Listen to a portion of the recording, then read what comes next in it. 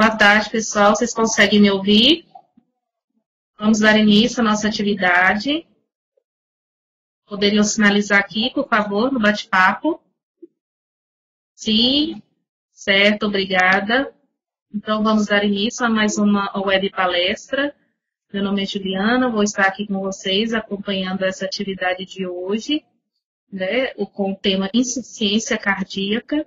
O palestrante convidado de hoje é o Dr. Ângelo de Castro Lima, que estará falando para nós sobre insuficiência cardíaca, para os profissionais, estudantes e demais interessados. Passo a palavra agora para o Dr. Ângelo e mais tarde viremos com alguns informes para os profissionais. Obrigada e boa web palestra para todos.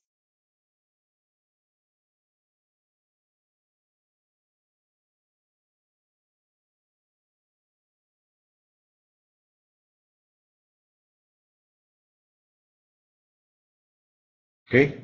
Boa tarde a todos e a todas.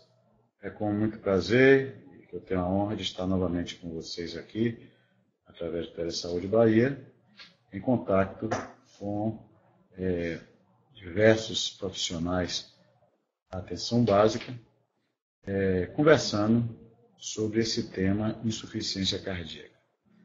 Lembro sempre de que nós pautamos as nossas apresentações sempre a informações que nós imaginamos ser muito úteis, porque os senhores podem imaginar que um tema dessa natureza ele pode abranger uma série de formas de enfoques, se nós formos descer a bioquímica, a fisiopatologia, etc. Então, nós passaremos um pouco por isso, mas nós tentaremos sempre dar ênfase aos aspectos clínicos que possam servir para a equipe multiprofissional da atenção básica. Então, apenas lembrando a questão da insuficiência cardíaca, tendo o coração como uma bomba capaz de receber todo o sangue que vem da circulação sistêmica e é capaz, então, de ejetar este sangue para toda a circulação pulmonar a ser oxigenado e, posteriormente, receber novamente todo este sangue da circulação pulmonar e ejetar todo este sangue para a circulação sistêmica. Então, o coração é basicamente uma bomba. Insuficiência cardíaca nada mais é do que a incapacidade desta bomba em ejetar este sangue para frente em quantidade suficiente para que o organismo possa recebê-lo. Dessa forma, não havendo esta capacidade, isso leva a um acúmulo do sangue nos órgãos anteriores a esta bomba que trabalha em série. Consequentemente, se nós temos uma insuficiência do lado esquerdo desta bomba, nós vamos ter congestão pulmonar, assim como se nós temos uma insuficiência da parte direita da bomba, nós vamos ter a congestão na circulação venosa sistêmica, cujo fígado é o seu primeiro órgão a ser exato. E, naturalmente, se nós temos a incapacidade das duas, tanto do lado esquerdo e do lado direito, nós vamos chamar isso de uma insuficiência cardíaca congestiva. Apenas para lembrar do ponto de vista epidemiológico, que nós vivemos no país, esse é um quadro das principais causas de mortalidade no nosso país. A primeira causa de mortalidade no país, ou seja, até o primeiro ano de vida, naturalmente as doenças perinatais. Até os 40 anos de vida, nós temos as causas externas como a primeira causa. E a partir dos 40 anos de vida, nós temos exatamente as doenças do aparelho cardiovascular. Vivemos uma transição epidemiológica exatamente porque o país ele deixou de ser um país que tinha predominantemente só as doenças infecto-contagiosas como sua principal causa de morte, e, por outro lado, passou a ter também as doenças crônico-degenerativas. Então, hoje nós temos esses males em conjunção. Por outro lado, esse quadro chama a atenção de que as doenças do aparelho cardiovascular, onde naturalmente a insuficiência cardíaca vai estar aqui inserida, é a primeira causa de morte no brasileiro acima de 40 anos. Bom, do ponto de vista epidemiológico, aí, nós temos que chamar a atenção de que nos indivíduos acima de 65 anos, a incidência de insuficiência cardíaca chega a 1,5%. Ou seja, 80% dos portadores de insuficiência cardíaca, ele tem mais de 65 anos. Então, nós temos que ter uma atenção especial nesses indivíduos. Um outro dado extremamente interessante é que metade dos pacientes que têm insuficiência cardíaca, essa insuficiência cardíaca é decorrente do infarto agudo do miocárdio. Ou seja, então nós estamos chamando a atenção que a doença arterial coronária, ela participa de forma extremamente importante para o desenvolvimento desta síndrome. A insuficiência cardíaca ela é tão importante, tanto do ponto de vista epidemiológico, como para o governo e o sistema de saúde, que ela ocupa praticamente a terceira posição como das causas mais frequentes de internação hospitalar. Mas então vocês observem que em primeiro e segundo lugar, o que é questão? Ainda, infelizmente, as questões psiquiátricas e as questões materno-infantil. Portanto, é uma causa extremamente importante de internação. 10% da população pode apresentar disfunção diastólica moderada a grave isolada. Eu quero chamar a atenção para esse detalhe de vocês, porque nós estamos acostumados a pensar a insuficiência cardíaca na falência da bomba, ou seja, da ejeção do sangue. Porém, muitas vezes isso pode ser diagnosticado precocemente como disfunção diastólica. O paciente muitas vezes assintomático, paciente muitas vezes que tem uma função ventricular completamente preservada, porém, se nós prestarmos atenção a alguns detalhes, ele já iniciou o processo de instalação da insuficiência cardíaca no momento em que nós detectamos a disfunção diastólica.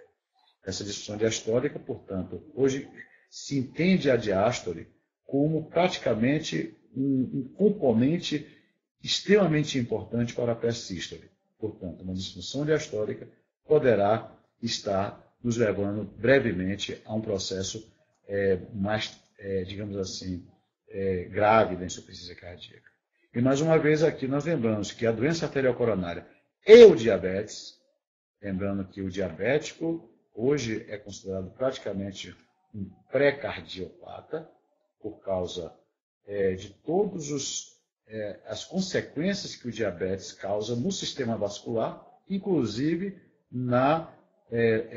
digamos assim, na diminuição da oferta de sangue ao próprio miocárdio. Então, se você tem um paciente com doença arterial coronária não diabético e um paciente com doença arterial coronária diabético, é muito mais fácil você ter uma doença mais grave no diabético do que no diabético. E por causa disso, ele está aqui, nós estamos chamando a atenção desse detalhe.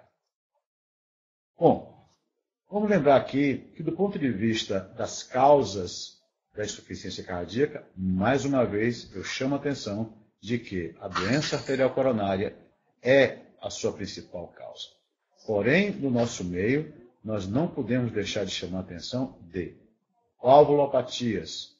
E aí nós temos essa mazela no nosso país, que é da febre reumática. Nós temos a doença de Chagas, que nós sabemos que, embora seja hoje uma doença dita controlada, mas que nós temos uma série de pacientes que já possuem a doença.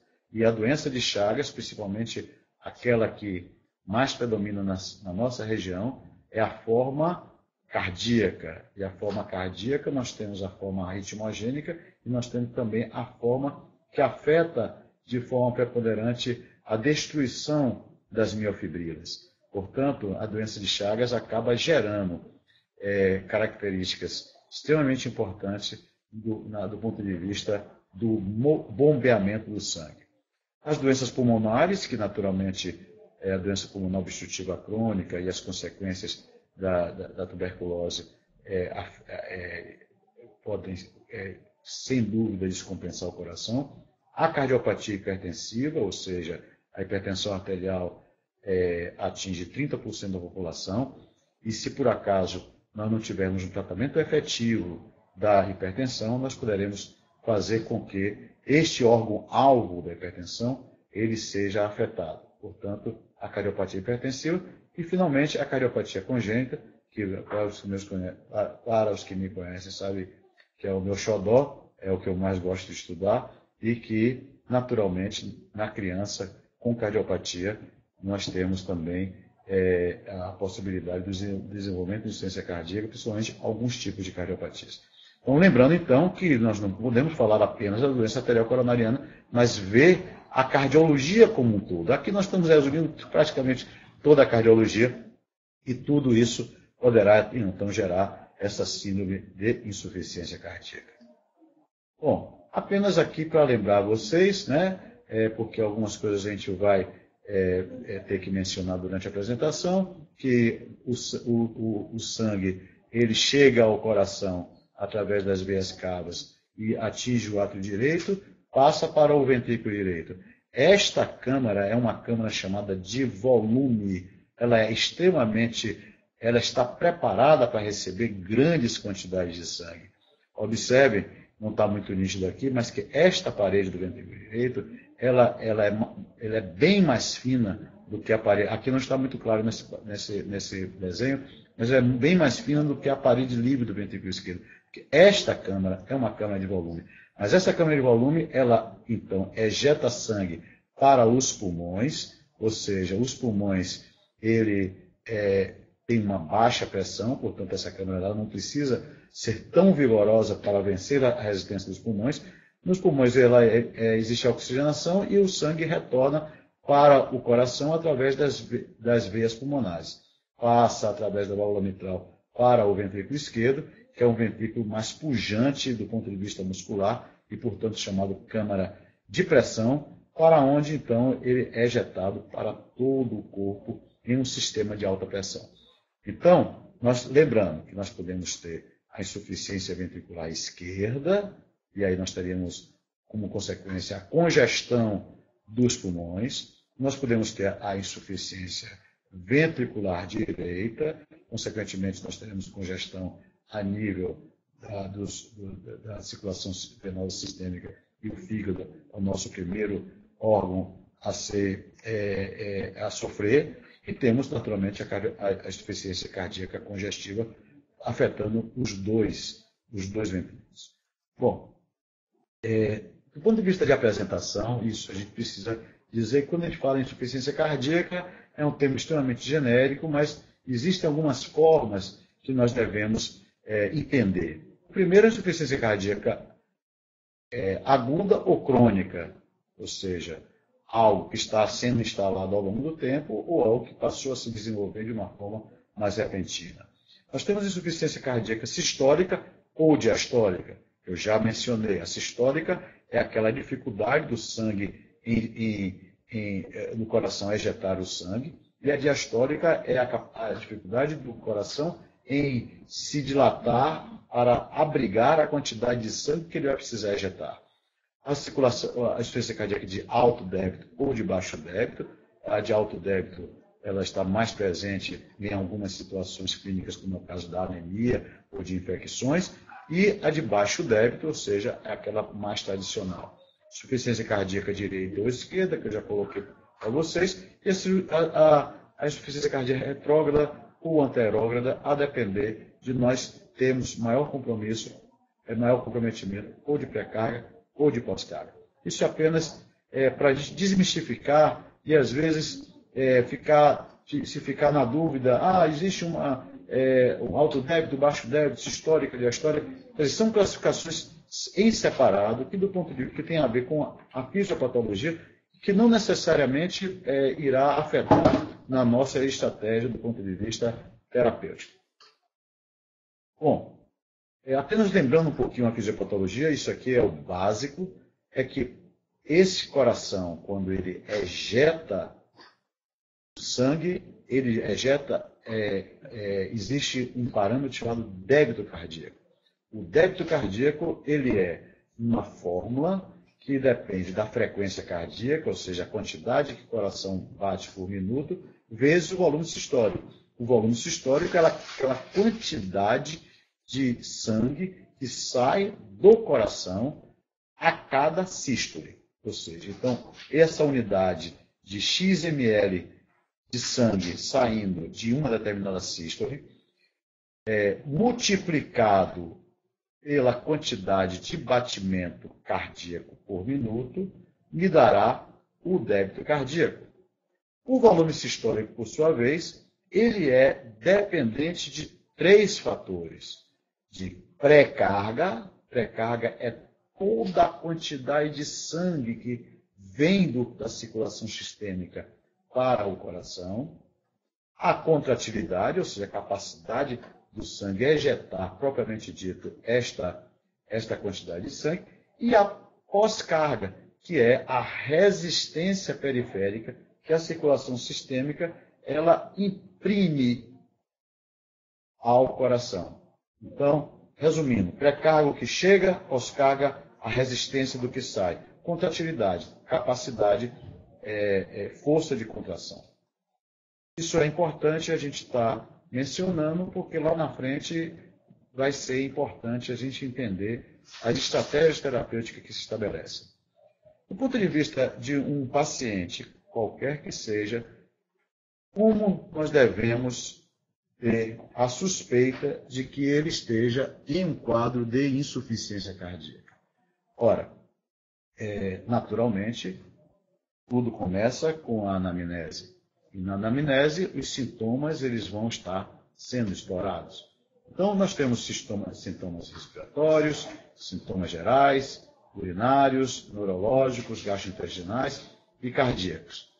Claro, eu não vou dizer aqui qual deles seria escalonadamente mais importante, mas, sem dúvida, se eu tivesse que escolher um deles, eu escolheria esse sintoma respiratório chamado dispneia.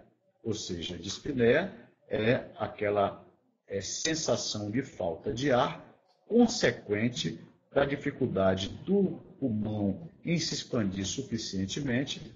Esta falta de ar, ela muitas vezes, ela é de origem cardíaca e particularmente de insuficiência ventricular esquerda. Podemos ter várias outras formas de dispneias que não sejam cardíacas? Claro, a dispneia pode ser cardíaca, mas a dispneia também pode ser uma dispneia respiratória, ou seja, consequência de problemas respiratórios. Então, mas a dispneia, vamos ver bem adiante a importância dela, ela é um sintoma mais importante para o diagnóstico da insuficiência cardíaca. E tosse por acúmulo de sangue a nível do pulmão, nós podemos ter a tosse seca. Sintomas gerais importantes a ser investigado nos pacientes crônicos é a fadiga, eu não estou falando de dispneia, ou seja, é aquele cansaço exagerado e precoce no dia a dia que o paciente pode reclamar. O emagrecimento, isso aí é particularmente importante nos casos graves de insuficiência cardíaca. Os edemas, que muitas vezes perguntam, mas o edema é sinal ou é sintoma? Na verdade, o edema é sinal, porém, se o paciente chega dizendo que estou com inchaço, ele passou a ser sintoma. Palidez por falta da circulação, a perfusão adequada, e o emagrecimento, que já foi citado, ficou aqui repetido. Sintomas urinários, eles são importantes, principalmente o paciente referir de que ele passou a urinar muitas vezes à noite, que é chamada noctúria, decorrente do fato de quando ele está em posição supina, quando ele está em pé, a irrigação do rim não é tão boa, e quando ele fica deitado em decúbito, ele passa a ter uma melhor perfusão durante a noite, consequentemente, um maior volume urinário, ou eventualmente a oligúria, porque quando a insuficiência cardíaca, aí já é o contrário, ela é muito grave, ela passa a perfundir pior o rim em todas essas situações e acaba gerando uma redução do volume urinário. Sintomas neurológicos que podem ser gerados pelas síncopes, pela falta de perfusão cerebral, falta de oxigenação, que poderá levar, essa falta de perfusão também poderá levar confusão mental nos pacientes graves. Sintomas gastrointestinais, porque o sangue acumulado no sistema venoso poderá levar a dificuldades da digestão e, consequentemente, a sensação de empachamento e náuseas. E, a nível cardíaco, o que nos mais chama a atenção são palpitações que são decorrentes de arritmias, que muitas vezes vêm associado à insuficiência cardíaca. Voltando à dispneia, nós precisamos diferenciar diante de um paciente de dispneia se é um paciente que tem dispneia cardíaca ou de outra causa, que a mais frequente são as respiratórias. O que mais caracteriza a dispneia de origem cardíaca é a dispneia de esforço, ou seja, o paciente muitas vezes ele está bem em repouso, mas ele, a partir do momento que ele faz qualquer tipo de esforço, ele passa a ter falta de ar. Ah, mas todos nós que fizermos um esforço grande não podemos ter falta de ar? Claro que isso é uma questão de condicionamento. Porém, nós temos que fazer o comparativo de nós com nós mesmos. Ou seja, está vendo aqui a Ju dando risada, porque de vez em quando a gente diz, não, mas também eu faço quando eu faço esforço, quando eu subo as escadas da CESAB, eu chego aqui botando a língua para fora. Eu sou uma cardiopata? Não, não é isso. Nós temos que fazer o comparativo. Ou seja, se no início do ano eu estava subindo bem as escadas da CESAB, 2 lances de escada, não estava sentindo nada, e no final do ano isso mudou, alguma coisa está diferente. Quer dizer, mas essa perda de condicionamento, claro que isso pode ocorrer em pacientes sedentários.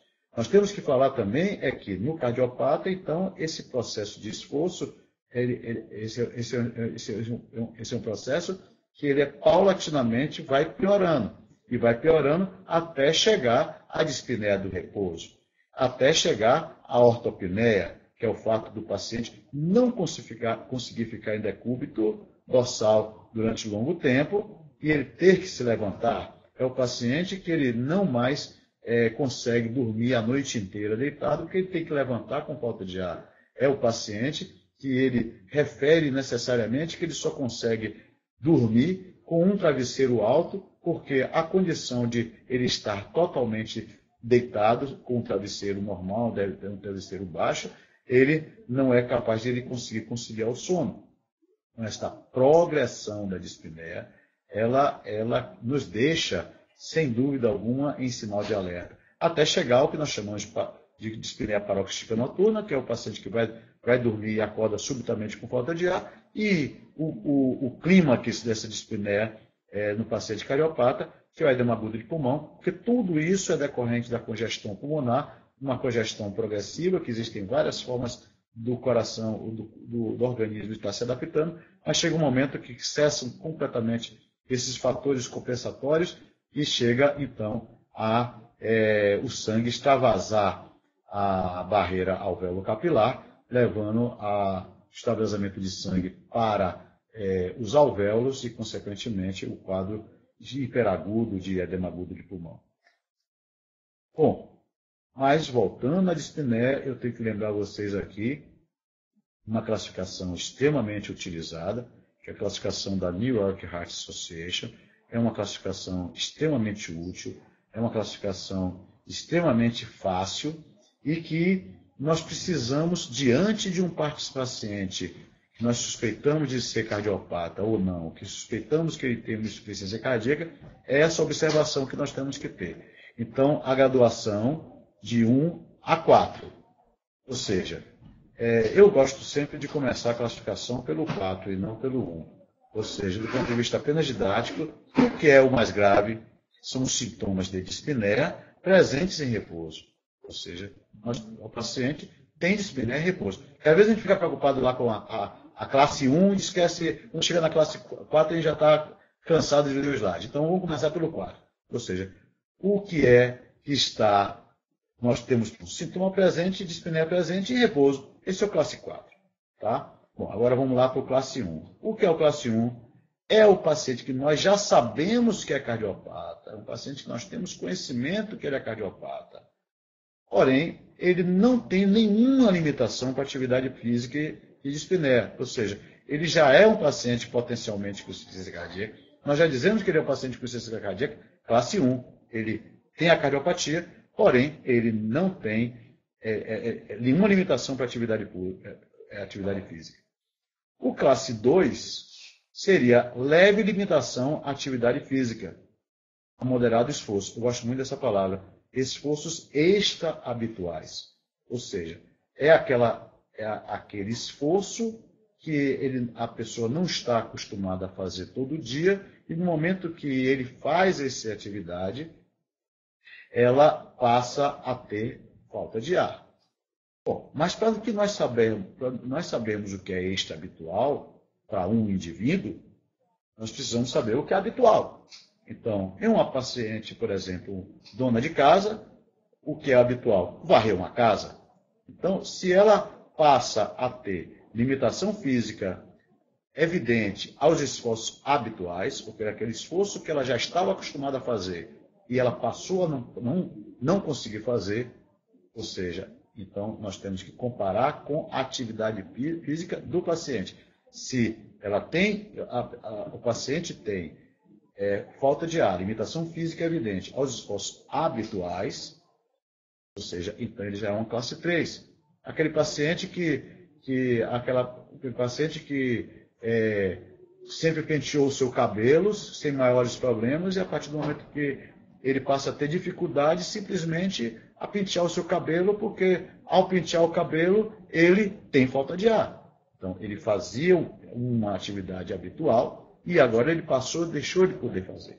Então, estarmos conversando com o paciente, até determinando o que é habitual, o que é extra-habitual para ele, vai nos ajudar a essa graduação. E no paciente que já é cardiopata, então a gente vai observar se está havendo evolução. Porque se estiver havendo evolução, naturalmente nós temos que otimizar a nossa estratégia terapêutica.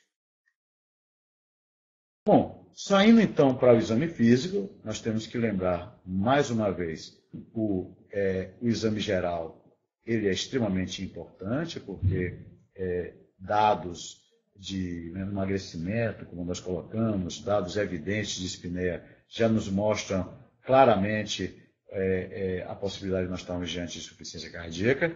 Os dados vitais, se é uma situação em que todos os dados vitais são importantes, é aqui na questão da insuficiência cardíaca. A frequência cardíaca ela se eleva em um quadro de insuficiência cardíaca. A pressão arterial ela pode ser um dos fatores que está levando à insuficiência cardíaca.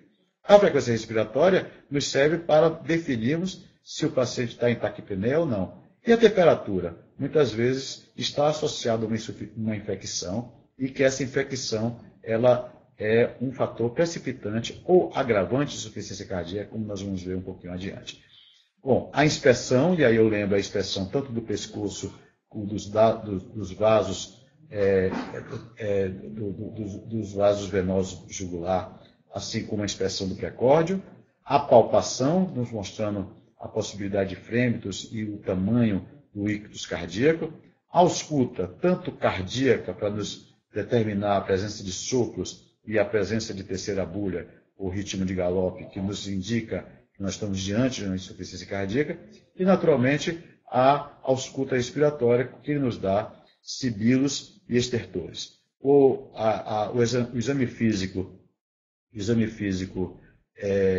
do abdômen, nós temos que chamar a atenção à necessidade sempre da palpação do fígado, porque a hepatomegalia, como eu falei anteriormente, o fígado é o primeiro órgão que sofre de insuficiência ventricular direita, e as extremidades, onde nós vamos mensurar edemas, lembrando que o edema da insuficiência cardíaca é um edema bilateral e um edema vespertino, ou seja, o paciente se queixa, não, doutor, eu tenho edema que ele começa, pela manhã minha perna tá sequinha, porém, ao longo do dia, ela começa a inchar, quando chega de tarde, eu chego em casa, as pernas estão inchadas. Então, como eu falei antes, edema, ele é um sinal, mas ele é um sintoma, porque existe esse relato, inclusive, nessa temporalidade do edema da insuficiência cardíaca, sem falar que nós estamos falando do paciente que está andando. Mas esse é um edema gravitacional. Porque se nós tivermos um paciente que esteja deitado, acamado, nós não temos que procurar o edema nas pernas, e sim procurar o edema na região sacral, porque é lá que ele vai se acumular. E, naturalmente, a perfusão periférica e a presença de cianose, bactéria entre dedos, etc., pode estar presente. Então, isso é apenas uma pequena revisão de que o exame físico ele vai ser extremamente importante para nós definirmos se o paciente é ou não um paciente portador de insuficiência cardíaca. Bom, do ponto de vista de sinais, então, nós vamos apenas relembrar aqui alguns sinais correlacionando-se, então, com a congestão venosa sistêmica ou com a congestão venosa pulmonar. Como nós estamos falando de congestão venosa sistêmica, estou voltando ao início da nossa conversa, de que nós estamos falando aqui de insuficiência ventricular direita, onde nós vamos chamar a atenção de urgência jugular, hepatomegalia, refluxo hepatojugular, edema de membros inferiores, ascite e derrame pleural. Derrame pleural por quê? Porque a circulação brônquica ela é tributária do lado direito. A congestão venosa pulmonar, já nós estamos falando de insuficiência ventricular esquerda, e aí nós temos que estar lembrando de taque de espinéia, sibilos e estentores capitantes a nível da ausculta pulmonar. Do ponto de vista de sinais cardiovasculares, os sinais de cardiomegalia, principalmente detectados pelo exame físico, pela palpação do ictus cord, a presença de terceira bulha, que é aquela bulha que está no início da diástole e já está comprometida exatamente por causa da dificuldade de dilatação do órgão, do coração. A hiperfonese da segunda bulha, porque a segunda bulha ela é construída, estetacusticamente falando, pelo fechamento das válvulas pulmonar e aórtica, e quando o pulmão está congesto, o coração está tendo dificuldade de ejetar o sangue, essa congestão faz com que esta válvula pulmonar ela se feche de uma forma mais vigorosa e essa segunda bolha torna-se hiperfonética. Sopros que presentes principalmente em situações de insuficiência mitral, e lembrando que a insuficiência mitral ela não necessariamente é uma consequência de uma valvulopatia, mas ela pode ser consequência também de uma miocardiopatia, de uma alteração isquêmica a nível dos músculos papilares, ou seja, vários outros componentes, eles estão presentes na formação de um sopro cardíaco, não necessariamente apenas a válvula propriamente dita, e os pulsos também podem estar alterados, principalmente quando nós temos concomitância da insuficiência cardíaca com arritmias. Isso apenas para exemplificar, aqui a expressão, o estudo do pulso venoso jugular. Aqui a mensuração do ictus cord, que fica na linha médio-clavicular, a nível aproximadamente do quinto espaço intercostal esquerdo. Se esse ictus ele está acima de 2,5 centímetros, ele certamente representa ou uma hipertrofia ou uma dilatação do ventrículo esquerdo, que ambas as situações elas estão muito frequentemente associadas à insuficiência cardíaca. Ou seja, assim como o tamanho do ictus, mas também o desvio do ictus para a esquerda, ele vai nos dar um sinal extremamente fácil de ser detectado da possibilidade de nós estarmos diante de um paciente com insuficiência cardíaca. Isso é apenas alguns detalhamentos de como nós devemos fazer a palpação de frêmitos, apenas lembrando a todos que o fenômeno palpatório de um sopro e que muitas vezes está presente tanto na região da base do coração ou na região da válvula mitral. Aqui no caso de insuficiência cardíaca, essa posição de palpação é extremamente importante para vermos se existem frêmitos decorrentes de sopros sistólicos oriundos da válvula mitral. Finalmente, a ausculta, né, que vai nos detectar, fazer com que nós possamos avaliar a primeira agulha, avaliar a segunda agulha e avaliar sopros cardíacos na posição mitral. Bom, eu trouxe esse diagrama. Na verdade, é o diagrama que nós encontramos nas diretrizes da Sociedade Brasileira de Cardiologia, a última diretriz sobre insuficiência cardíaca, data de 2012, onde existe mais ou menos um esquema que um fluxograma de como nós devemos nos comportar diante de um paciente com insuficiência cardíaca. Eu não vou detalhar todos os aspectos desse fluxograma. Isso está nas diretrizes da Sociedade Brasileira de Cardiologia, isso também vai ficar aqui no YouTube. Então, vocês observem apenas como tudo começa com anamnese, exame físico, passa por algumas investigações através de detecção do BNP, que eu vou falar um pouquinho mais na frente, e principalmente a realização de alguns exames e o ecocardiograma. Eu só vou chamar a atenção e, naturalmente, todas as suas derivações para o diagnóstico, inclusive relacionados à etiologia. Mas desse organograma todo eu vou chamar a atenção a isto aqui que eu estou circulando. Ou seja, vocês observem que nós temos insuficiência cardíaca que pode ter uma fração de ejeção acima de 50%, e nós temos uma insuficiência cardíaca que pode ter fração de ejeção abaixo de 50%. Quem detecta isso é o ecocardiograma, também pode ser também a cintilografia miocárdica.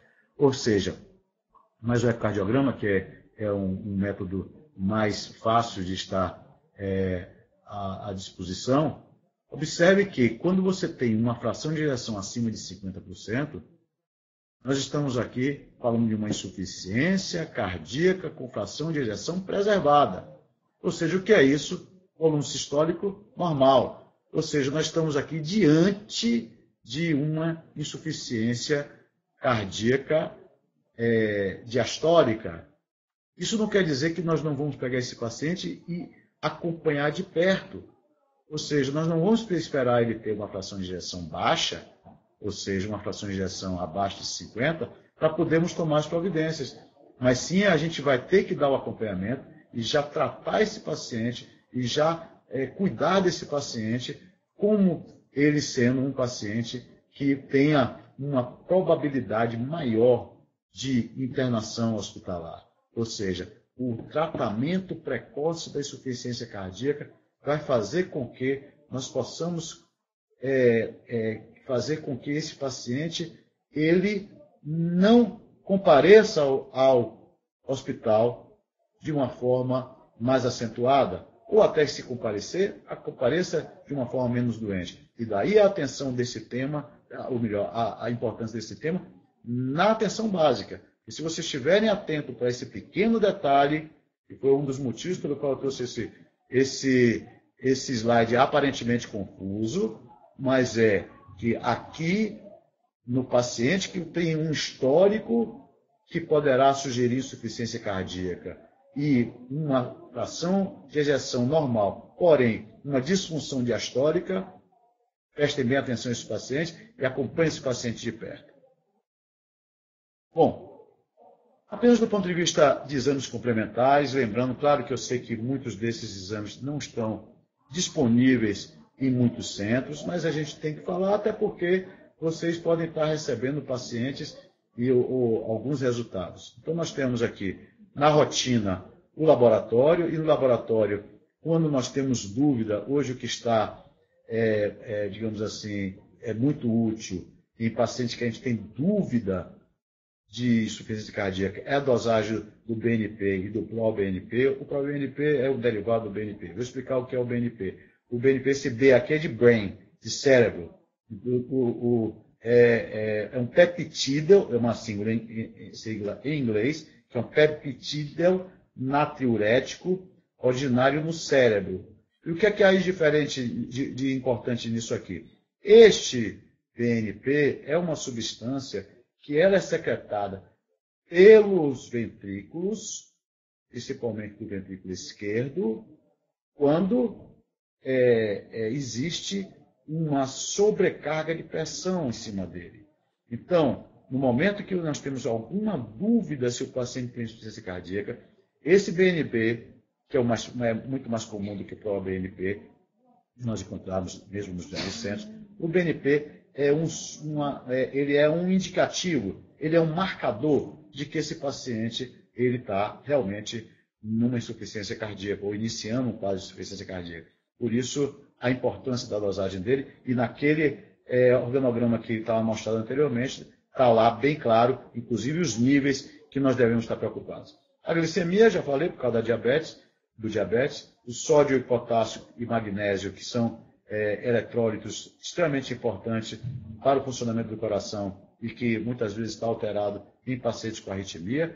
Ureia e creatinina, em virtude da íntima relação do coração, do bombeamento de sangue com problemas renais. Hemograma, porque nós podemos ter duas circunstâncias frequentes. Uma é a anemia, que gera insuficiência cardíaca de alto débito, e outra são quadros infecciosos, e o leucograma vai nos mostrar que aquele determinado paciente está com uma infecção, e pode ser a infecção, daqui a pouco nós vamos falar com mais detalhe, ele é agravante e precipitante de um quadro de insuficiência cardíaca. A radiografia de tórax, extremamente útil para vermos congestão pulmonar. O eletrocardiograma, que mostra uma série de alterações, inclusive possibilidade de sobrecargas ventriculares direita e esquerda, sobrecargas atriais, que nos dão uma pista muito fidedigna de nós estarmos diante de um paciente cardiopata. E, naturalmente, o ecocardiograma, que vem ocupar um espaço hoje cada vez mais popular e cada vez mais frequente, cada vez mais presente. Eu fico muito feliz com isso, como ecocardiografista, que isso esteja hoje cada vez mais disponível em centros, não necessariamente apenas nos grandes centros. Aliás, tenho defendido em congresso da especialidade que o ecocardiograma tem cada vez de se popularizar mais, a ponto de nós podermos ter, não esse exame sendo um domínio apenas do especialista cardiologista, mas também de outros médicos clínicos, médicos da atenção básica, que poderiam ter um nível, digamos assim, qualitativo de tirar algumas imagens e obter algumas imagens e fazer algumas interpretações, não necessariamente precisamos ser um cardiologista. Ou seja, hoje já se defende que a gente possa ter o cardiografista de nível 1, de nível 2 e de nível 3. Ou seja, o nível 1 seria aquele cardiografista capaz de extrair algumas imagens. O nível 2, aquele capaz de não só de extrair imagens, mas também fazer a grande maioria dos ecocardiogramas transtorácicos. O nível 3 já seria aquele ecocardiografista que estaria nos grandes centros fazendo os exames mais complexos, os transesofágicos, ecocardiografia de estresse, ecocardiografia e cardiopatias congênitas e tudo mais. Então, para vocês terem uma ideia, o ecocardiograma que nós chamamos de nível 1, ele, nos grandes centros, ele já está completamente à disposição de pessoas técnicas. Eu mesmo fui treinado em Londres por um technician, ou seja, uma pessoa da área de saúde, uma pessoa biomédica, não necessariamente um médico, e que sabia fazer ecocardiograma tão bem ou melhor ainda do que muitos médicos. Então, nós precisamos pensar em nível de atenção básica e começar a quebrar esses paradigmas e começar a quebrar, né, esses cartéis, né? Não sei se eu posso falar dessa forma, mas essa condição de que as grandes tecnologias só podem ser, digamos assim, dominadas pelo profissional médico.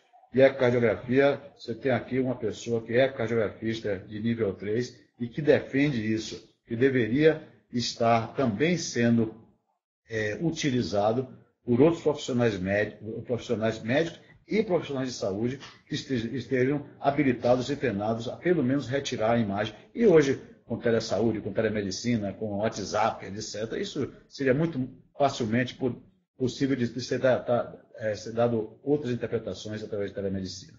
Enfim, mas divaguei um pouquinho em relação a esse assunto, mas porque eu tenho que frisar que o ecocardiograma ele é uma ferramenta extremamente importante para o diagnóstico precoce da insuficiência cardíaca, porque é ele que vai nos dizer se a insuficiência cardíaca ela é sistólica ou diastólica.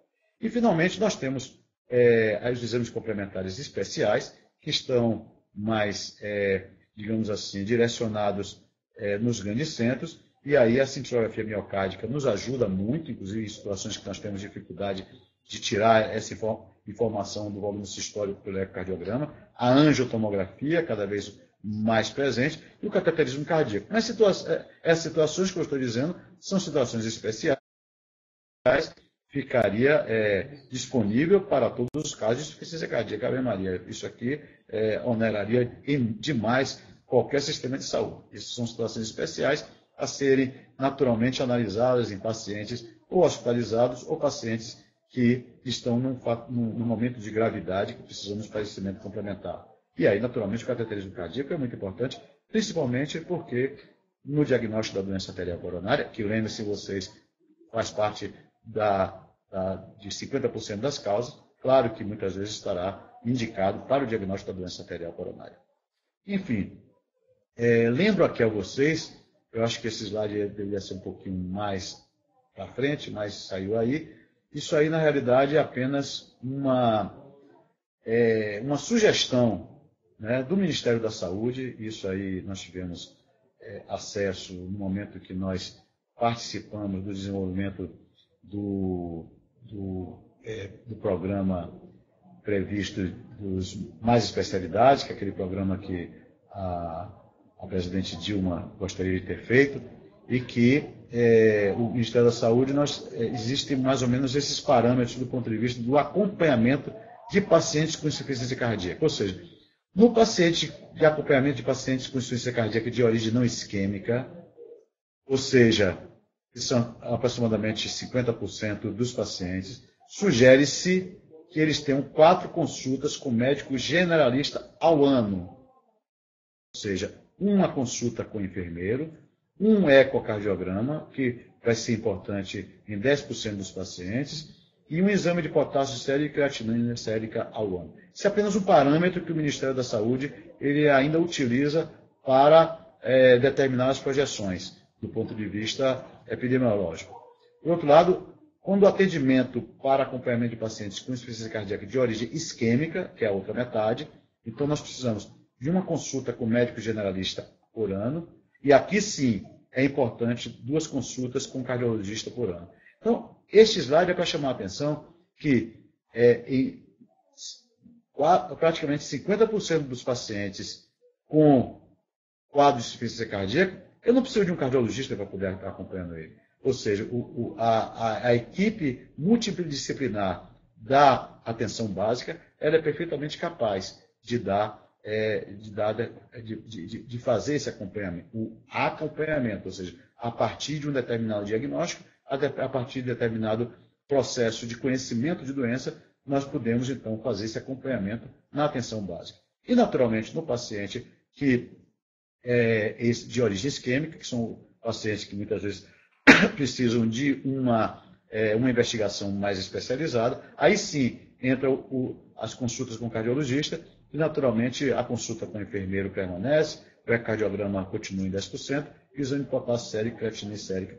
Isso apenas parâmetros que o Ministério da Saúde ainda utiliza, pelo menos utilizava até o ano passado, quando nós obtivemos essas informações. Bom, saindo desse apanhado de diagnóstico, de acompanhamento, nós vamos então para a parte de treinamento, de tratamento. Ou seja, o tratamento de um paciente que sabidamente tem insuficiência cardíaca, ele tem determinados objetivos. Então, vamos a eles. O primeiro, diminuir o trabalho cardíaco, ou seja, essa bomba não está conseguindo ejetar sangue suficiente, nós temos que dar um jeito de ela reduzir um pouco o seu trabalho. segunda coisa é que essa bomba precisa melhorar a sua performance, e para isso eu vou precisar mexer naquelas 3 condições que nós tínhamos lá na explicação da fisiopatologia. Ou seja, eu posso reduzir a pré-carga, ou seja, reduzir a quantidade de sangue que está chegando ao coração. Eu preciso melhorar a contratilidade, quando possível, aumentar a força de contração. E eu devo diminuir a pós-carga, ou seja, eu devo diminuir a resistência que o sangue, ou seja, que o sistema cardiovascular sistêmico, ele impõe à bomba, impõe ao coração. Então, nós vamos ter, vocês vão ver nos slides posteriores, ações de redução de pré-carga, de aumento da contratilidade e diminuição de pós-carga. Isso aí é o tempo todo, eu vou repetir isso. Reduzir pré-carga, aumentar a contratilidade ou diminuir pós-carga. E aí, naturalmente, algumas estratégias agem mais na redução de pré-carga, outras estratégias no aumento de contratilidade e outras estratégias na redução de pós-carga,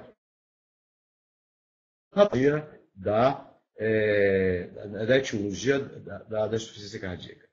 Bom, outro objetivo é diminuir a ação deletéria dos mecanismos compensatórios. Sim, porque uma das formas do organismo reagir a uma redução do volume sistólico, por incrível que pareça, é exatamente ativar o sistema simpático, que aumenta a frequência cardíaca. No momento que aumenta a frequência cardíaca, você diminui a diástole, você diminui a pré-carga e faz com que a insuficiência cardíaca piore. Então, é como se um mecanismo compensatório, ele acaba, a médio e longo prazo, sendo deletério e agravando a insuficiência cardíaca. Então, nós vamos precisar também agir em algumas ações dessa natureza, e a principal delas é exatamente melhorar o relaxamento ou diminuir a frequência cardíaca. Tratar a causa, isso é fundamental, e identificar fatores precipitantes e agravantes, que embora eu vá listar aqui vários deles, mas nós temos que chamar a atenção nessas 3 condições.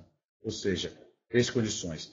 Ou seja, o paciente cardiopata, está sendo acompanhado, está tudo direitinho, e de repente ele descompensa. Por que ele descompensa? Essas são as principais causas. Arritmia, ou seja, ele passou a ter uma arritmia qualquer, simplesmente por ingesta de substâncias exógenas que geram arritmia, e aí no nosso meio o que é mais frequente? Álcool, tabagismo, cafeína, sol em excesso, ou seja, substâncias que mexam com o equilíbrio eletrolítico do paciente que está compensado, de repente ele faz uma arritmia, descompensa a insuficiência cardíaca. Infecção, naturalmente infecção respiratória é extremamente importante, principalmente em pacientes idosos, e embolia pulmonar, ou seja, o paciente que fica muito tempo sentado, muito tempo deitado, ele a partir de determinado momento ele gera um tromboembolismo e faz com que esse tromboembolismo acaba afetando o pulmão e o pulmão acaba por descompensar o coração. Então, essas 3 condições aqui, elas não necessariamente são causas, mas pelo contrário, elas são fatores precipitantes e agravantes. Bom, tratamento da causa de base, como eu falei, né? Então, tratar a cardiopatia isquêmica, ou seja, não vai adiantar você tratar a insuficiência cardíaca e não conhecer profundamente a cardiopatia isquêmica e saber se o tratamento dessa cardiopatia é através ou de tratamento clínico, ou através de uma angioplastia, ou através de uma cirurgia cardíaca. Se você não trata, enfim, você pode ter uma insuficiência cardíaca decorrente de uma obstrução de artéria coronária, que você opera o paciente, faz uma revascularização do miocárdio, e ele volta à condição de não ter insuficiência cardíaca. Ou seja, ele teve insuficiência cardíaca, mas ele foi tratado porque a cardiopatia isquêmica foi tratada. Claro, ele continua sendo um paciente potencialmente capaz de ter outros eventos, mas tratar a causa da cardiopatia isquêmica é fundamental.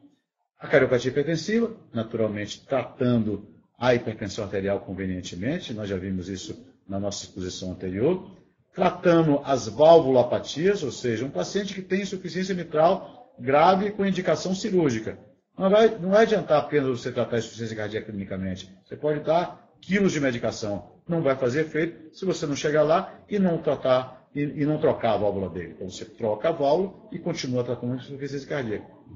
E quadros de miocardites agudos, pode ser miocardites virais, miocardite alcoólica. Eu lembro sempre que o álcool ele é tóxico ao miocárdio e ele pode gerar ao nível de miocardiopatias. E aqui nas miocardiopatias nós temos tantas miocardiopatias primárias, como a idiopática, hipertrófica, como as secundárias, como é o caso da alcoólica, como é o caso da miocardiopatia chagásica, as pericardiopatias, ou seja, aqueles quadros que fazem com que o pericárdio se transforme numa carapaça que dificulta a diástole, as cardiopatias congênitas, ou seja, patologias tipo transposição das grandes artérias, grandes comunicações interventriculares e situações também de congênitas de insuficiência mitral congênitas são as mais frequentes, então as cardiopatias congênitas, e outras causas que você tem, desde beriberi, a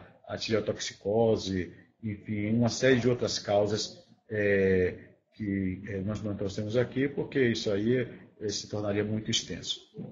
Bom, então, diante de um quadro de insuficiência cardíaca, nós falamos lá dos objetivos do tratamento, nós falamos das várias possibilidades de causa, mas nós precisamos identificar os fatores precipitantes e principalmente os fatores precipitantes e agravantes. Precipitantes o que é? Volto a chamar a atenção. O paciente é um paciente cardiopata e que nós sabemos que ele está equilibrado, continua indo fazendo as suas consultas de rotina e de repente ele descompensa. O que é que descompensou? Uma das causas mais frequentes é essa aqui, pessoal. Olha, o uso inadequado das medicações. Muitas vezes o paciente ele acha que está bom, está bacana e para de tomar medicações. De repente o paciente não acha as medicações para comprar ou para adquirir e aí de repente ele para de usar a medicação sem ir ao profissional de saúde procurar qual seria a substituição. Então, muita atenção no uso inadequado das medicações. A hipertensão descontrolada, claro, o paciente que tem hipertensão arterial e essa hipertensão ela descontrola, ele passa a ter uma pós-carga maior. O uso de anti-inflamatórios, principalmente tanto corticoides como esteroides e não esteroides, poderá gerar uma retenção de líquido mais elevada e, consequentemente, descompensar o paciente. Infecção, nós já falamos, principalmente infecção do trato respiratório nos pacientes idosos. Anemias, porque a anemia faz com que a frequência cardíaca se eleve, a arritmia já falei. Isquemia miocárdica, já falei. Hipertireoidismo, que é aquela condição também que gera um aumento da frequência cardíaca, fazendo que haja a possibilidade de descompensação, o diabetes descontrolado e o tromboembolismo. Então, tudo isso, algumas delas são causas, mas muitas delas aqui não são só apenas causas, mas são também fatores precipitantes e agravantes de um quadro já pré-existente. O tratamento, aí esse slide eu queria que vocês prestassem bem atenção em algumas coisas que eu vou passar para vocês, porque tem uma atuação muito necessária e importante na atenção básica. Ou seja, o que é que, independente das medicações, nós podemos fazer pelo nosso paciente, inclusive de forma preventiva. A primeira é a dieta hipossódica.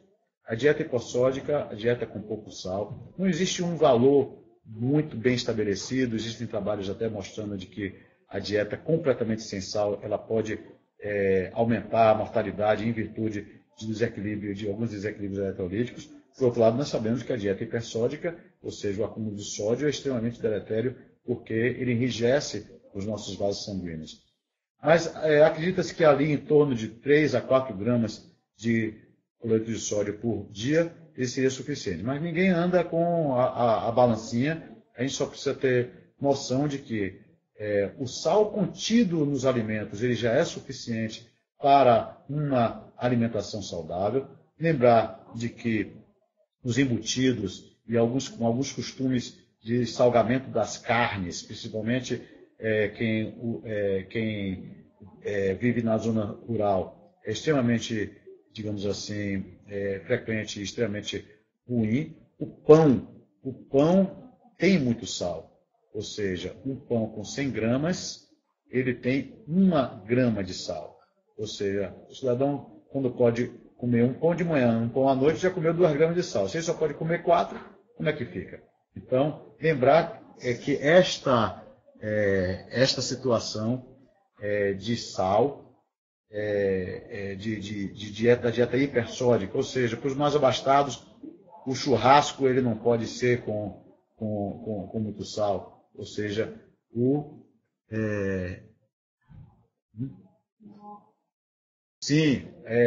alguns determinados temperos, tipo, eu não sei se eu posso falar em nome, sazon, quinó, esses temperos prontos, eles têm muito sal. Eles dizem, não estou usando sal, não, mas estou usando aqui esse tempero. E aí, quando você vai ver, realmente ele não consegue compensar. Outro aspecto que eu tenho que chamar muita atenção é a vacinação do paciente idoso. Ou seja, a prevenção da doença respiratória, principalmente a vacinação da influenza, que deve ser anual, e do pneumococo, a vacinação contra o pneumococo a cada 5 anos. A carteira de vacinação tem que estar em dia, porque, sem dúvida, nós estaríamos fazendo prevenção de doença cardiovascular, nós estaríamos fazendo prevenção de insuficiência cardíaca no momento que nós vacinamos a nossa população. O repouso na fase de descompensação, fundamental. Redução do peso, sem dúvida, a obesidade ela é um fator de descompensação da insuficiência cardíaca e dificuldade do seu controle. O controlar o estresse, aí todas as metodologias de controle de estresse e de autoconhecimento. Programas de educação continuada de manuseio da insuficiência cardíaca. Aqui eu tenho que chamar a atenção, uma coisa que as diretrizes falam de uma forma extremamente importante. Ou seja, já está comprovado de que em serviços que nós temos a equipe de enfermagem conscientizada, treinada, que esteja extremamente consciente de como se faz prevenção de insuficiência cardíaca, como se manuseia, como se aconselha, como se acolhe esse paciente, a taxa de mortalidade cai. Ou seja, é um dado extremamente importante da atenção básica, ou seja, programa de educação continuada, que é isso que nós estamos aqui fazendo, ou seja, treinar o profissional de saúde como um todo, e particularmente a equipe de enfermagem, para que eles saibam o que é insuficiência cardíaca, como se faz prevenção, como se trata e como se diagnostica. A reabilitação e treinamento físico, aí entra muito os profissionais da atividade física, a reabilitação, no caso, é muito relacionado com a fisioterapia. O que é lindo na insuficiência cardíaca é que aqui é a atenção básica verdadeira. Ou seja, aqui todos os profissionais eles estão envolvidos. Aqui a fisioterapia, aqui o profissional de atividade física, ele é fundamental para melhorar a qualidade física.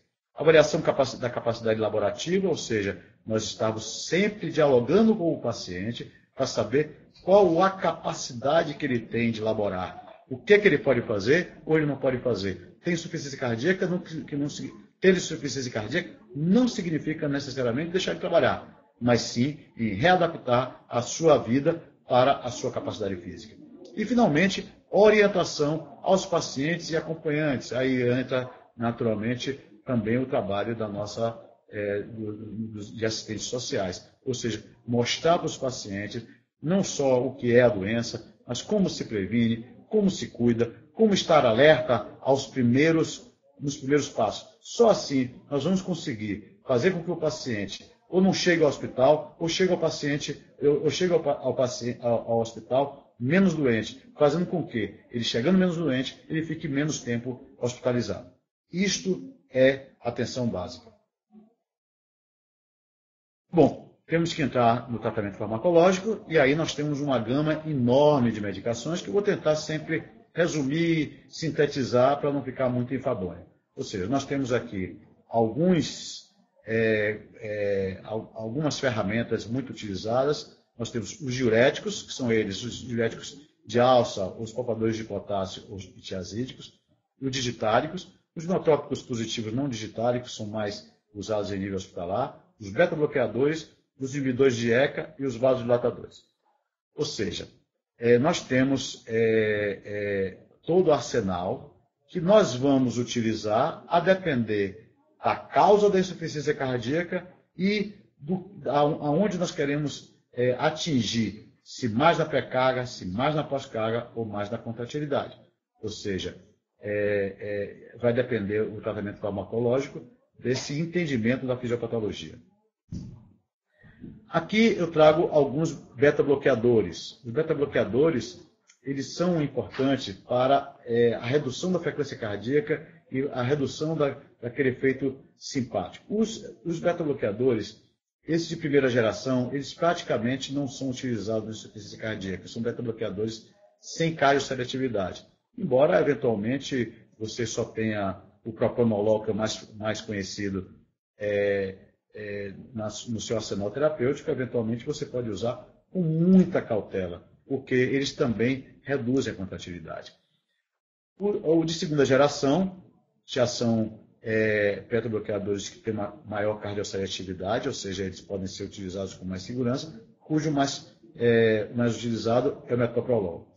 E, finalmente, esses de terceira geração, que são aqueles que necessariamente nós já sabemos que está comprovado o seu efeito benéfico na insuficiência cardíaca. E, particularmente, o carvedilol, porque esses beta-bloqueadores, além de reduzirem a frequência cardíaca e o efeito simpático, nós temos também uma ação vasodilatadora. Então, o carvedilol, agora, sempre uma medicação a ser utilizada com parcimônia e com acompanhamento.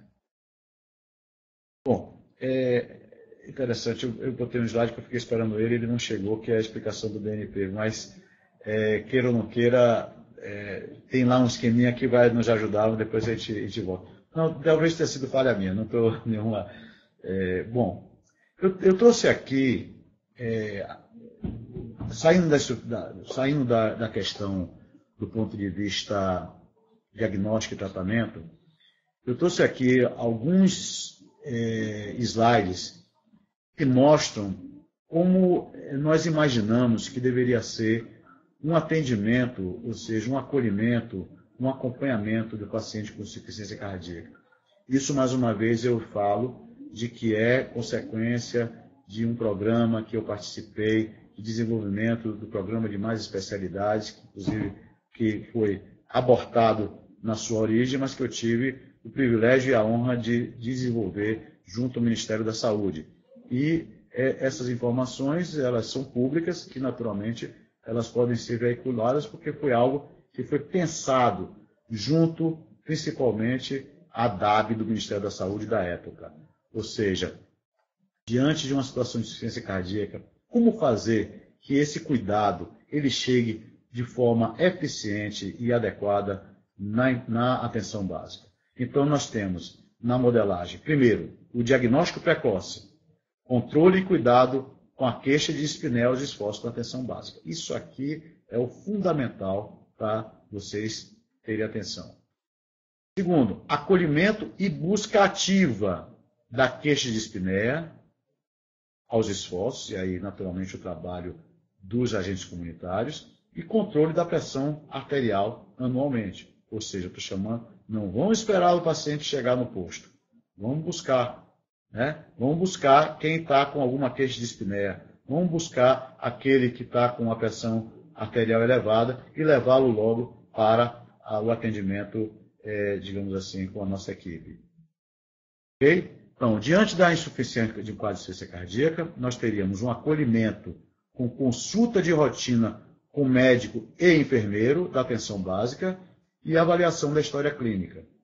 Avaliação, consulta e tratamento, aí já seria a partir deste processo, ou seja, em situações que nós já fizemos o primeiro diagnóstico, aí sim, aí nós encaminhamos, né, para uma avaliação e monitoramento, certo? Ou seja, para um diagnóstico mais apurado quando for necessário, a realização de eletrocardiograma, a realização de ecocardiograma, Doppler colorido, para avaliação de função sistólica, e estabelecimento da estratégia terapêutica a depender do diagnóstico firmado, clínico ou cirúrgico.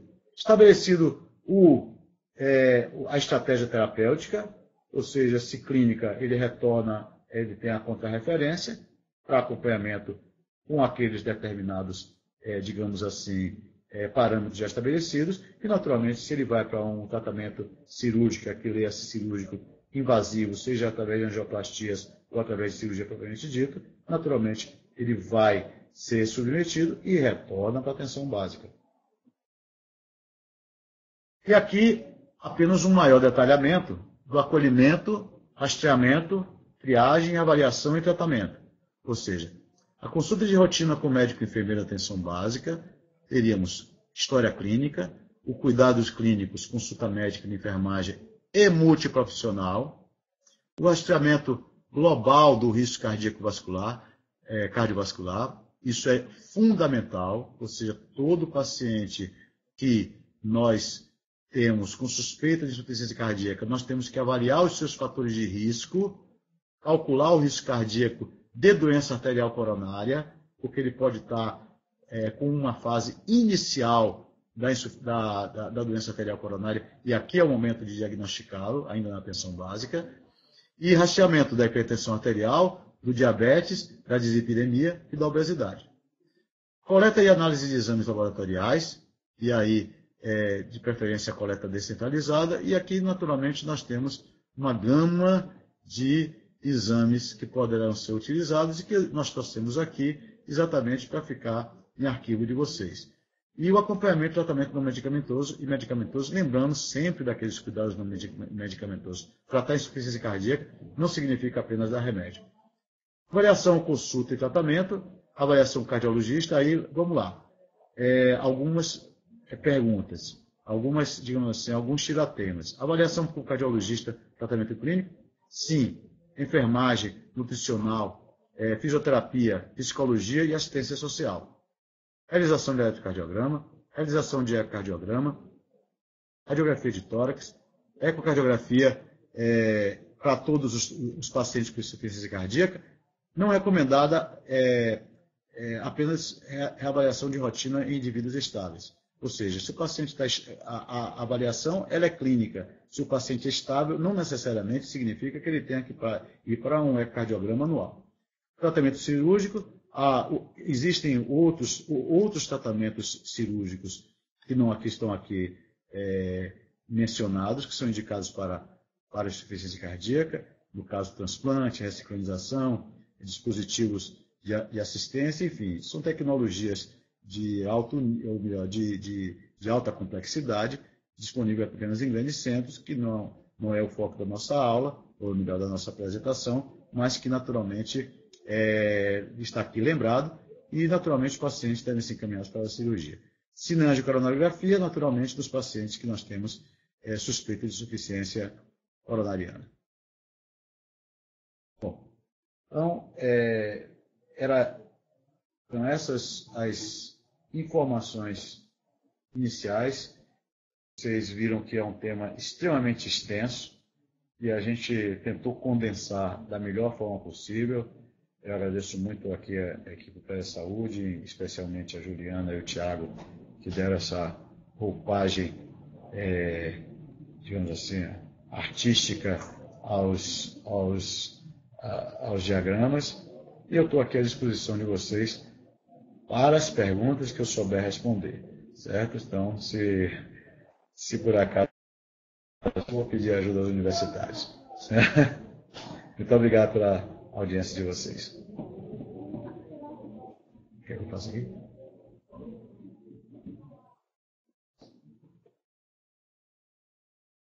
Ok. Nós temos aqui, então, várias perguntas, né? Várias perguntas, vários questionamentos, né? Isso aqui é um mundo de informação, pessoal, que se não souber alguma coisa, vocês vão me perdoar. Certo? Vamos lá. Em pacientes já em tratamento e já compensados, a dosagem de BNP e proBNP retornaria ao normal? Sim. Ou seja, o BNP e o proBNP, eles são substâncias que eles estão relacionados com o aumento de pressão em nível dos ventrículos, principalmente do ventrículo esquerdo. Cessado essa pressão maior, ele vai reduzir ao normal. Ou seja, isso vai lhe servir também de parâmetro de acompanhamento. Então, Observem vocês, um paciente com insuficiência cardíaca, ele às vezes desenvolve cardiomegalia, se você trata, ele reduz o tamanho, ele melhora a função, ele passa a ter, às vezes, uma condição de funcionamento completamente normal. Você deverá estar sempre atento que ele se descompensou uma vez, ele pode descompensar outros. Mas a resposta para essa pergunta é sim. Me perdoe aqui, eu não consigo identificar quem fez a pergunta, mas eu vou respondendo independente de quem esteja aqui fazendo a pergunta. Após 2 ou 3 dias, após um episódio de arritmia cardíaca, ainda é possível evidenciar no ECG a alteração ocorrida? Não. Se por acaso essa arritmia cardíaca não for de origem isquêmica, se essa arritmia cardíaca ela não for de uma origem de uma cardiopatia que já tenha afetado o eletrocardiograma, não. Eu posso ter aqui uma arritmia cardíaca gravíssima e fazer o eletrocardiograma após a sua reversão, daqui a 1 hora, meu eletro ser completamente normal. Certo? No caso de batimentos cardíacos em torno de 200 batimentos por minuto, dormência em ponta dos dedos das mãos, dormência nos pés, sudorese intensa, PA elevada, dormência labial, o que deve ser feito diante desse quadro? Bom, para começo de conversa, diante de qualquer situação de arritmia cardíaca, durante uma arritmia dessa com alta frequência ventricular, nós precisamos tratar a arritmia. Então, a partir do momento que você reverte essa arritmia, se essas dormências elas são de origem da arritmia, elas devem desaparecer. Muitas vezes essas dormências não são de origem da arritmia. Nós temos que lembrar aqui que situações de hipertensão arterial e situações de pacientes com diabetes, lembrando que o diabetes tem uma diminuição da vascularização periférica, ele pode continuar com as dormências, mesmo tendo a arritmia sido revertida. Então, a resposta é tratar primeiro a arritmia e, naturalmente, posteriormente, ver os demais fatores de risco. De que forma, próxima pergunta, de que forma o agente comunitário pode contribuir para os casos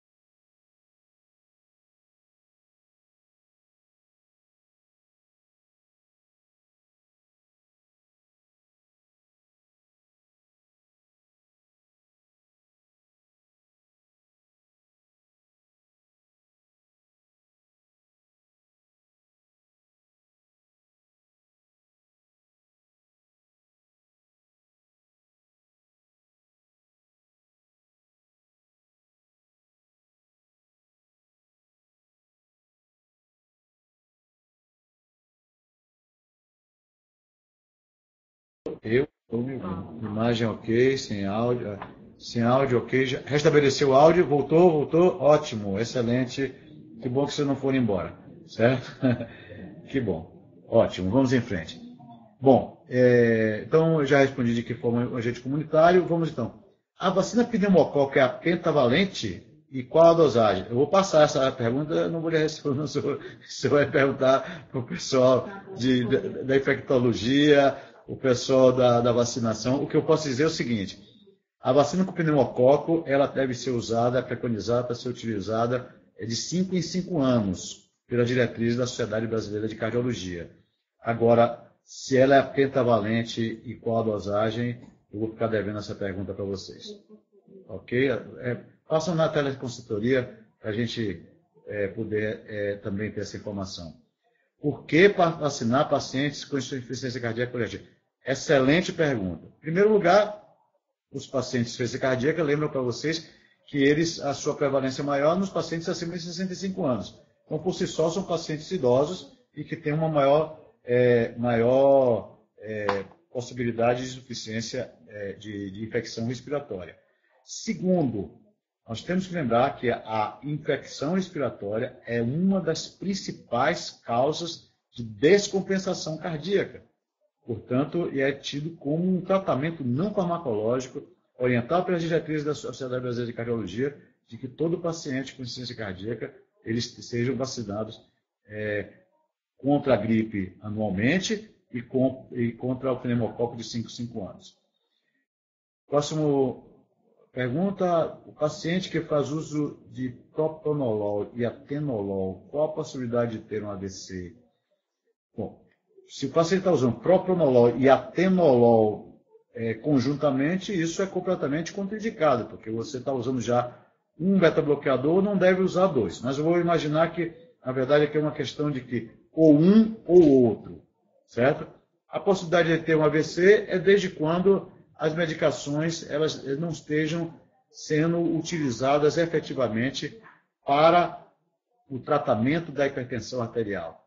Esses pacientes que estão usando essas medicações, geralmente são medicações para reduzir a frequência cardíaca, reduzir o produto e reduzir a hipertensão arterial. Eles têm que estar beta-bloqueados.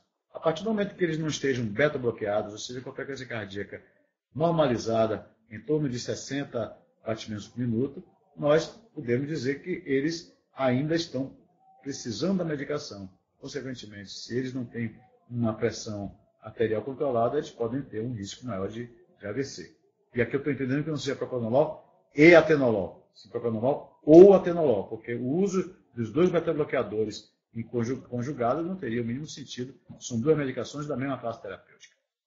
Como o enfermeiro pode... Próxima pergunta. Como o enfermeiro pode fazer a classificação de risco de um hipertenso na atenção básica?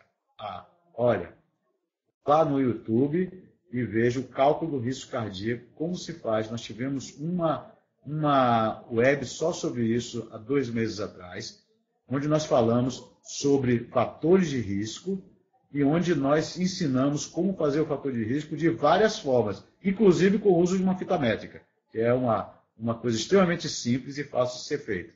Mas está lá a forma de fazer classificação de risco é algo que está bem difundido na literatura e deve ser feito, sim, pelo enfermeiro, pelo técnico de enfermagem.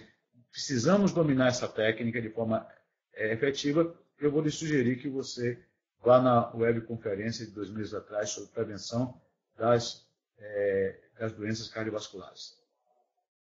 Próxima pergunta. Gostaria de saber quais são as indicações de aspirina 100 mg por dia para a prevenção primária de doença cardiovascular. Excelente pergunta e, de uma certa forma, polêmica. Ou seja, você apagou lá, né? Veja só. Vou tirar aquela pergunta que eu vou precisar deter uns detalhes. Olha, em primeiro lugar, a aspirina é um antiagregante plaquetário utilizado entre 100 a 300 mg ao dia, ou seja, essa dosagem é correta, para prevenção de doença arterial coronária. Nós sabemos que a doença arterial coronária ela tem uma fase de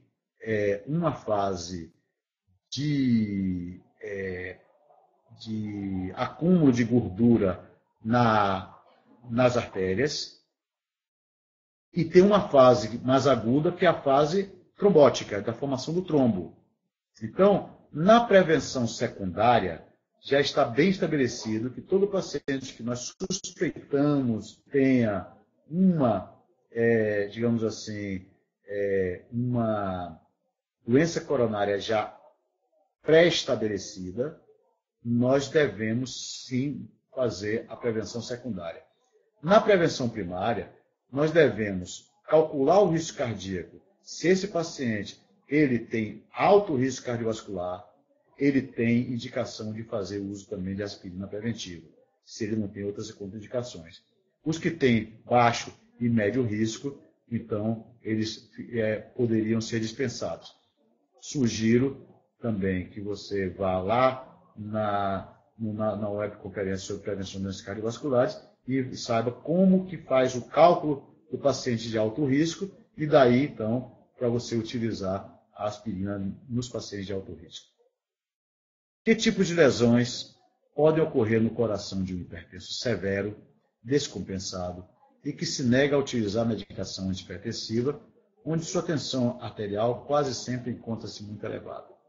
Bom, isso é um quadro gravíssimo, inclusive, que eu considero que esse paciente é um paciente que está se negando à doença, ele está se negando a se tratar, ele está num processo de sofrimento mental, de que não está aceitando a doença e precisamos fazer uma abordagem multiprofissional, inclusive de mostrar a esse paciente que ele está com uma conduta completamente inadequada. Bom, dito isso, nós diríamos o hipertenso severo de longa data, a principal consequência no coração é a hipertrofia do ventrículo esquerdo e, consequentemente, que pode gerar insuficiência cardíaca e pode gerar arritmias. Porém,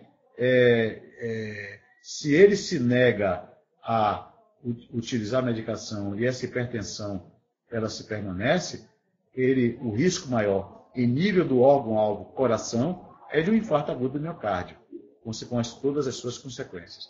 Então, dessa forma, eu diria que o correto é tentar uma abordagem multiprofissional com esse paciente, para que não só ele aceite a doença, aceite o diagnóstico, mas também aceite o tratamento adequado, porque esse paciente está certamente fadado a um êxito letal muito precocemente. A última pergunta: por que pessoas desnutridas e alcoolistas devem fazer exame de tiamina?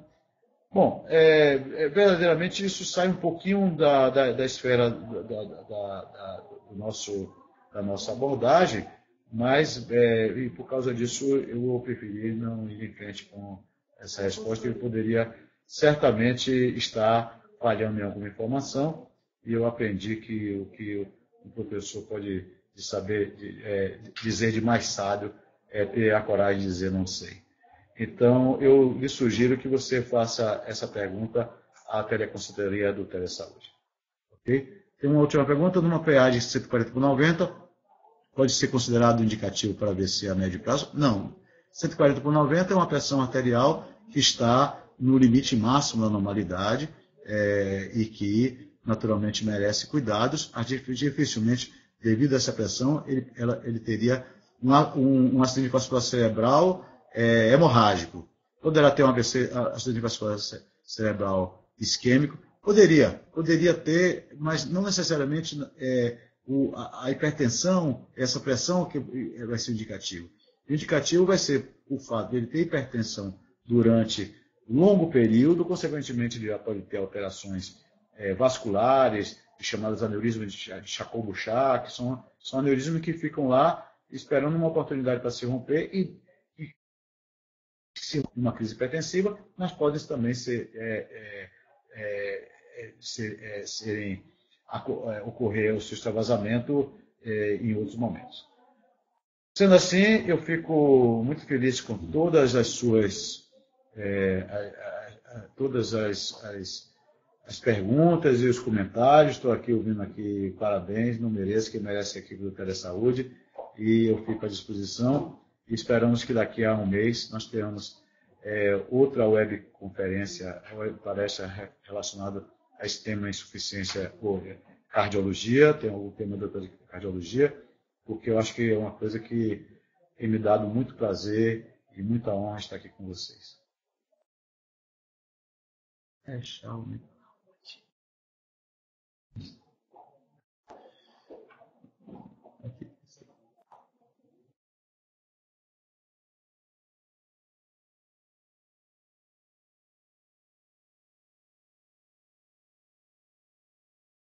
Bom, pessoal, agradecendo a todos pela participação hoje.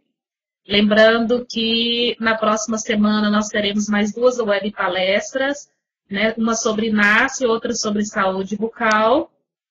E aos profissionais que fizeram perguntas ao qual não foi esclarecido, oriento que entre no nosso site e solicite uma teleconsultoria. De qualquer forma, agradeço a todos, lembrando também que a declaração de participação, você mesmo profissional agora já pode retirar através do nosso site, no endereço que eu coloquei aqui abaixo, tá bom? E obrigada a todos pela participação, foi muito bom estar aqui com vocês hoje à tarde. Obrigada.